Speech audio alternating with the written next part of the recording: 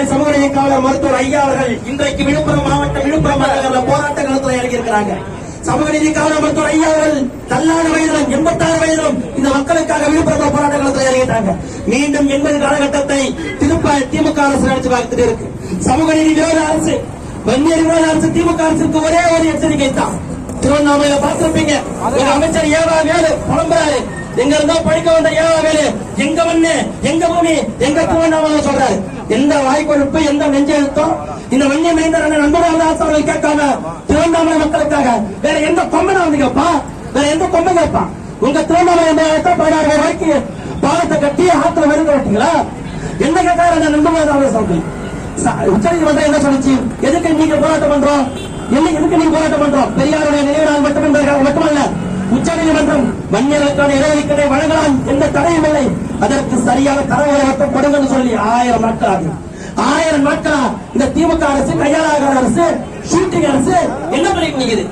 என்ன பண்ணிட்டு இருக்கு? இதுக்கு எதுக்கு 36 அமைச்சர், ஒரு துணை முதலமைச்சர், ஒரு அமைச்சர், முதலமைச்சர் வேற 70 வருஷமா அப்பா மகன் பேரனு இந்த நாட்டை ஆண்டுகிட்டு இருக்கிறீங்களே.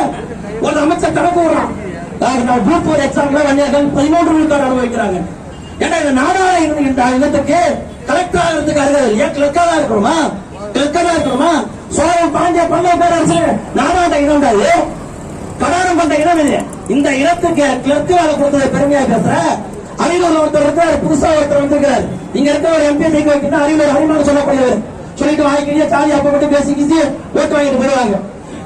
அவர்தான் வன்னியர் சொல்லி இனிமேட்டுக்கு அரியலூர் மாவட்டத்துல ஓட்டு கேட்டு வந்தா நம்ம வன்னியர் மக்கள் தொடர்ச்சியான பாடம் புகட்டும். என்ன நெஞ்செழுத்தம் இருந்தா, என்ன திமிர்த்தனம் இருந்தா சட்டமன்றத்தில் வன்னியர்களுக்கான இடஒதுக்கீடு ஏதாவது ஒரு வன்னியரை பேசுவான். ஒரு வன்னியரை சொல்லிட்டு பேசுறீங்க, உனக்கு அருகதை இருக்குதா? உனக்கு அருகதை இருக்கா? இன்னைக்கு எல்லாருக்கும் தெரியும், உங்க ஒரு 23 தெரியும். 89 பாட்டாளி மக்கள் கட்சி தொடங்குற வரைக்கும் உனக்கு சட்டமன்றத்தில் கூட உணரவில்லை இந்த திமுக அரசு. சமூக நீதி காத்த வாய்க்கவே பேசுற இந்த திமுக அரசு. பாட்டாளி மக்கள் கட்சியை எழுச்சிக்கு கொண்டாதான் இங்க இருக்கிற எம்ஆர்கே 3வது ஒரு அமைச்சராக போய் உட்கார்ந்தாரு 96. பாட்டாளி மக்கள் கட்சி எழுச்சிக்கு முன்பாக நம்மால் கொடுத்த அழுத்தத்திற்கு பின்பாகத்தான் திமுக இருக்கிறவனுக்கே வாழ்வு. இன்னைக்கு திமுக இருக்கிறவனே வாழ்வு. கொத்தடிமையாக கிடைக்கிற கூட்டம் இல்ல இது, காக்கா குருவி கூட்டம் இல்ல இது. இந்த தமிழ்நாடு ஒருவரும் தாங்காது என்பதை நிரூபிக்கக்கூடிய காலம் நெருங்கிடுச்சு. பச்சை துண்டு மாநாடு நடத்துறதுக்கு பயத்துல அங்க கால நடுங்கிட்டு ஏவா வேலை அலறிட்டு இருக்கிறார். இதே மஞ்சள் துண்டை போட்டுக்கிட்டு ஒருத்தரோடு களத்துல இறங்கினா எங்க மாநிலம் காண வைக்காத ஒவ்வொரு தொண்டர்களுடைய முகத்திலையும் பார்ப்பீங்க, ஒவ்வொரு தொண்டருடைய முகத்திலையும் பார்ப்பீங்க.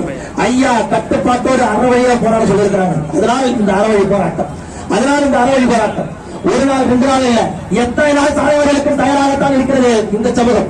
எத்தனை நாள் சாலைகள் 108 சாதிக்கு நாங்க இடஒதுக்கீடு வாங்கி தரப்ப இனிச்சது. இப்ப வன்னியர்களுக்கான இடஒதுக்கீடு கொடுத்ததுனா கசக்குதா?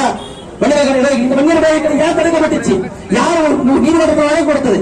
உங்க மச்சானால முதலமைச்சர் மு க ஸ்டாலின் சமூக நீதி வாய்க்கிலே பேசுறாரு, விக்கிரவாண்டி எதிராக பேசுறாரு.